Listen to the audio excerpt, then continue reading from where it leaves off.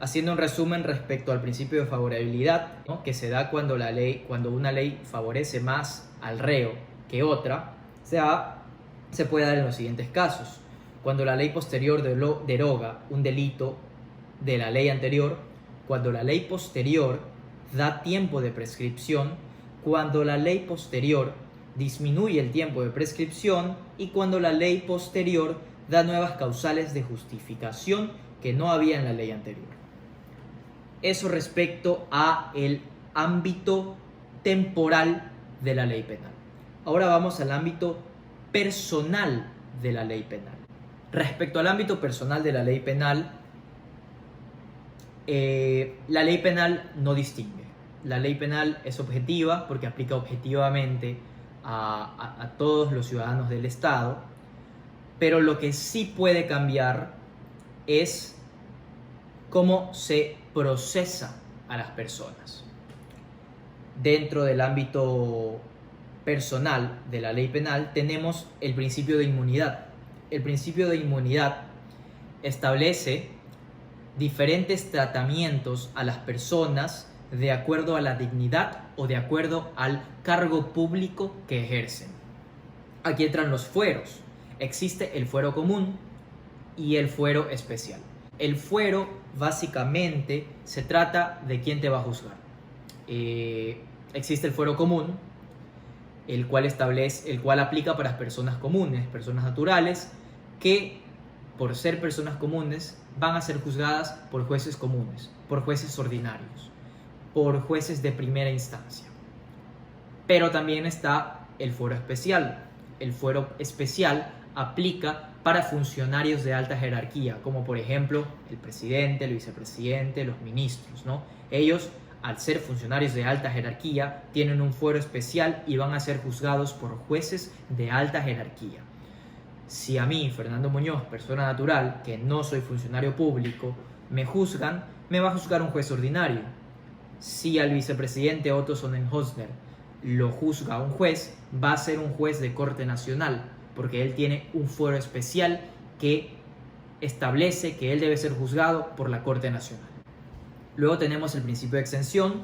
El principio de exención establece que una persona se puede encontrar exenta de ser juzgada por la ley de un determinado lugar en virtud de que conserva el derecho de ser juzgado por la ley de su propio estado.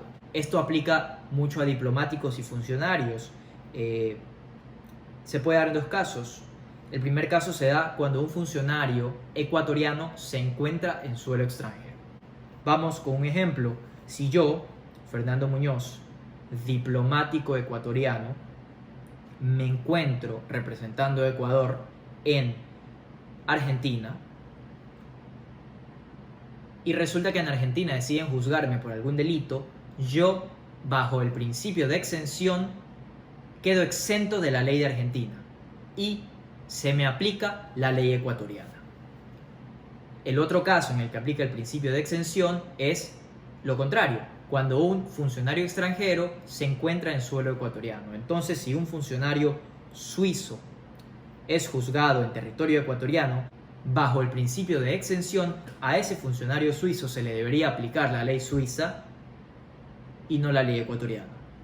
También dentro del ámbito personal de la ley penal, del ámbito personal de aplicación de la ley penal, se encuentran cómo se rige a los niños y a los adolescentes. Los niños y los adolescentes en el Ecuador son inimputables.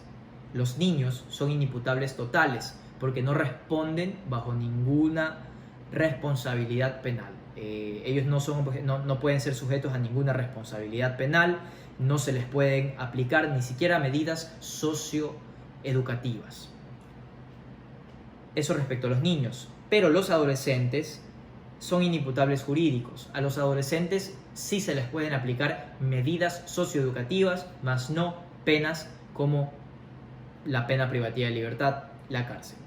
El último ámbito que vamos a revisar es el ámbito material de la ley penal. Este nos dice que las infracciones, las penas y los delitos solo van a ser reguladas por la ley penal. Aquí entra el el principio de reserva de ley, ¿no? Sabemos que el principio de reserva de ley nos dice que ciertos contenidos son exclusivos de las leyes y solo podrán ser regulados por leyes, ¿no? La Constitución establece que bajo ley orgánica se tipificarán delitos y se establecerán sanciones. Ámbito material de la ley penal. Lo penal, ¿no? Cuestiones relativas al derecho penal no podrán ser reguladas por ninguna otra norma.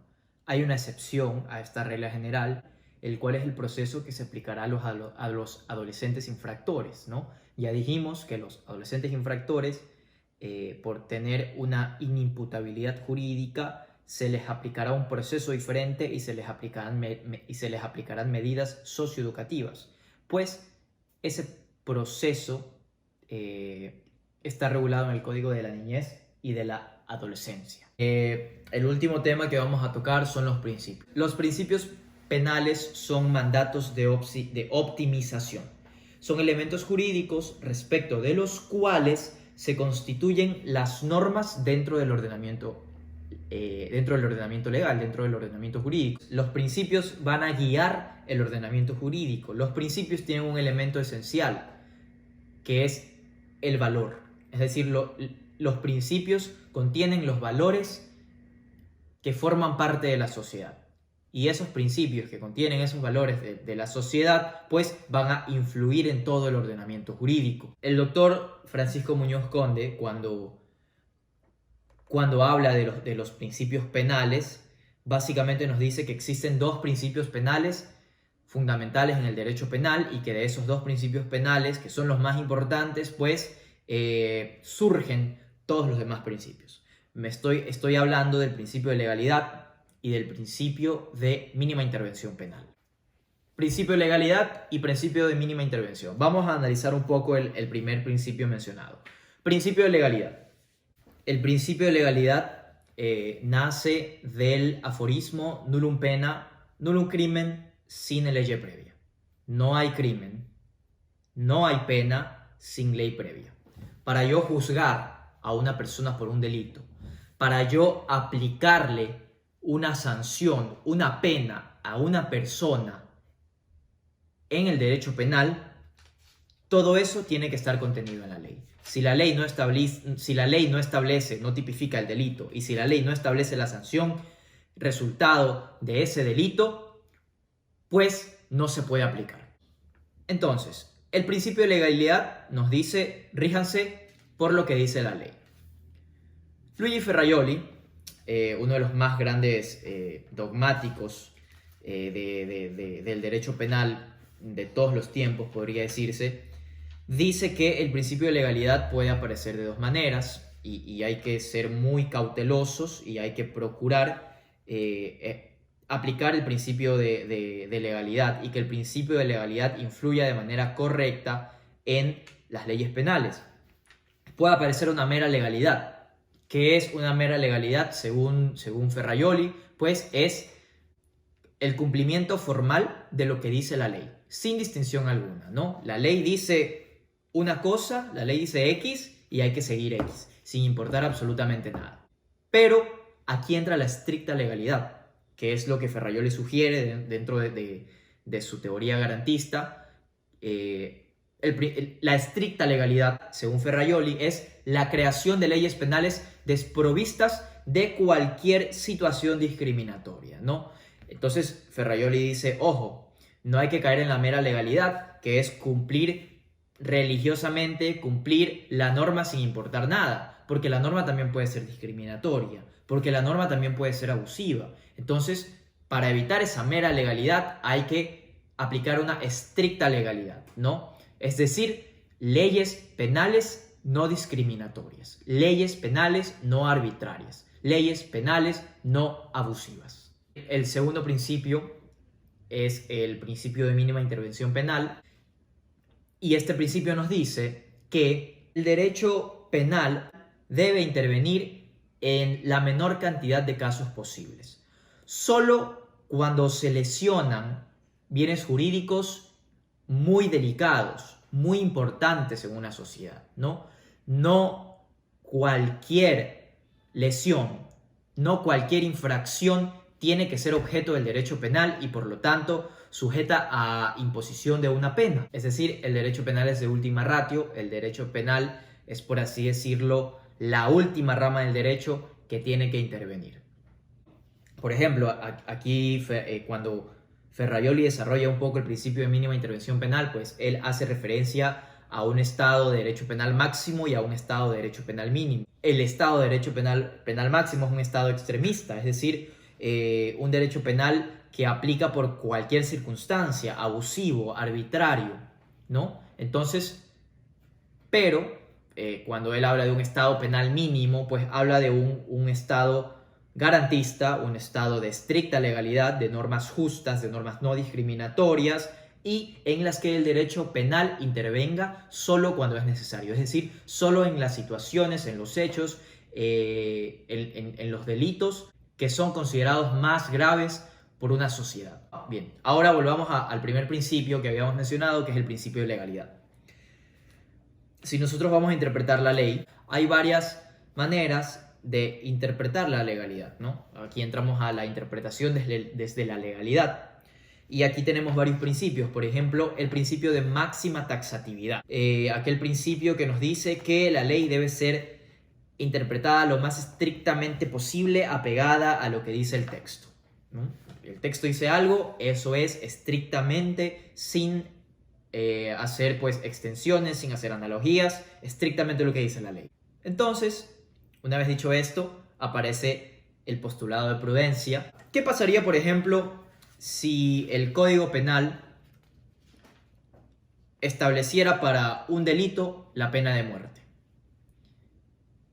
Y el juez encuentra pues que tiene que aplicar la pena de muerte según lo que dice el Código Penal. Sin embargo, la Constitución prohíbe la pena de muerte, garantiza el derecho a la vida absolutamente a todas las personas y se encuentra en un dilema jurídico, ¿no? ¿Qué hago? ¿Aplico el Código Penal porque el principio de máxima taxatividad me dice y el principio de legalidad me dicen que tengo que aplicar lo que dice la ley, o le hago caso a la Constitución? Aquí aplica el postulado de prudencia. ¿Qué significa el postulado de prudencia? Es que el juez, ante esa duda de inconstitucionalidad, lo que tiene que hacer es reservarse esa decisión, reservarse esa interpretación y hacer una consulta a un órgano competente superior, en este caso a la Corte Constitucional, y consultarle si esa norma que él pues considera inconstitucional procede o no procede. Es decir, yo juez veo que el Código Penal me está diciendo que aplique la pena de muerte. Sin embargo, la Constitución a la que se rige el Estado en el que me encuentro dice que la pena de muerte está prohibida, garantiza totalmente el derecho a la vida. Por lo tanto, obviamente hay una contradicción. Prefiero no decidirlo yo, tomo la posición que establece el postulado de prudencia y le consulto a la Corte Constitucional qué hacer en esta situación de contradicción. Otro principio importante cuando hablamos de la interpretación desde la legalidad es el principio de humanidad. El principio de humanidad nos dice que la ley no es un mecanismo ni de tortura ni de opresión.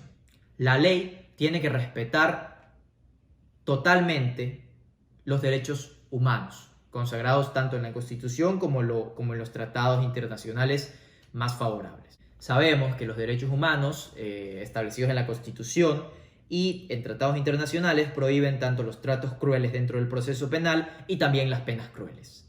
Bien, ya que tocamos el tema de las penas, hay vestigios en nuestra sociedad que, respecto a las penas, que totalmente pues violan, por así decirlo, el derecho, el principio de humanidad, ¿no? Aquí entran las penas abstractas. Las penas abstractas, que son aquellas penas que sin conocer al condenado se le aplican por el sistema al condenado. Son penas no amparadas en la ley, pero que suceden.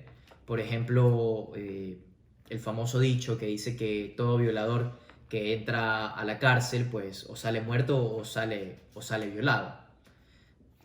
También varias veces en las cárceles, no solo ecuatorianas, las cárceles y no solo latinoamericanas, las cárceles de todo el mundo, pues se viven situaciones muy violentas, se han encontrado pues abusos totales de los guardias a los reos, torturas, tratos crueles, sin que lo establezca la ley, pero sucede. Por eso se dice que son penas abstractas. Este tipo de penas no solo violentan, por así decirlo, el principio de humanidad, que es el que acabo de explicar, sino que van en contra de un principio, que es el principio de la dignidad humana.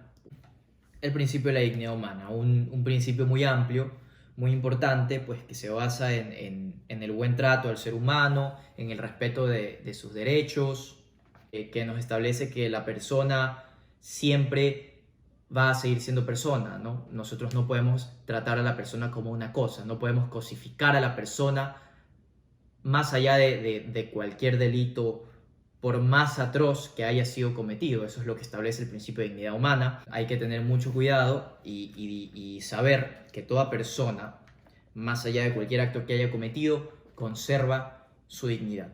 Dentro de la legalidad también tenemos el principio de lesividad.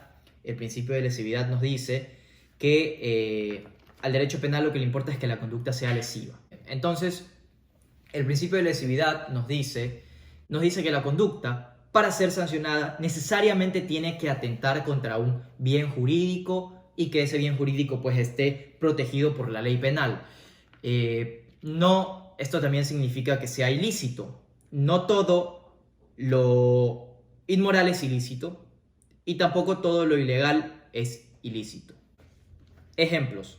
Si el día de mañana yo despido a la empleada de mi casa mientras ella estaba embarazada, yo estoy cometiendo algo ilegal, porque el Código del Trabajo no me permite despedir a trabajadoras embarazadas. Sin embargo, no es ilícito, no es lesivo, porque no lesiona un bien jurídico que esté protegido por el derecho penal, por la ley penal, ¿no? Entonces aquí tenemos un ejemplo de algo que es ilegal, pero no es lesivo ni ilícito.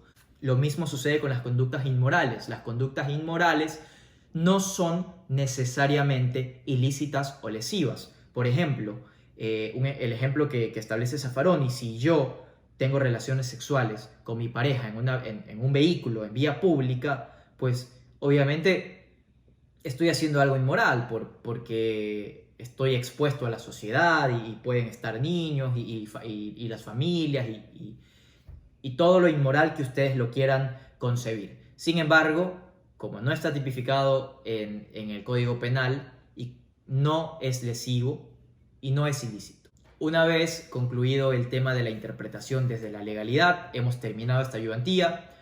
Para mí significa mucho haber compartido pues, el conocimiento adquirido en clases, junto con, acompañado con cierta doctrina. Sepan que de parte de las personas que conformamos la asociación, tratamos de brindarles el mejor trabajo que podemos hacer. Seguiremos mejorando nuestro trabajo, seguiremos con estos proyectos académicos, seguiremos con estas iniciativas. No tengan la menor duda de eso. Por algo fuimos elegidos, tenemos que cumplir nuestras propuestas, tenemos que seguir trabajando por la facultad, por la academia y por los estudiantes, que son los que nos eligieron. Muchas gracias y nos vemos en la siguiente ayudantía.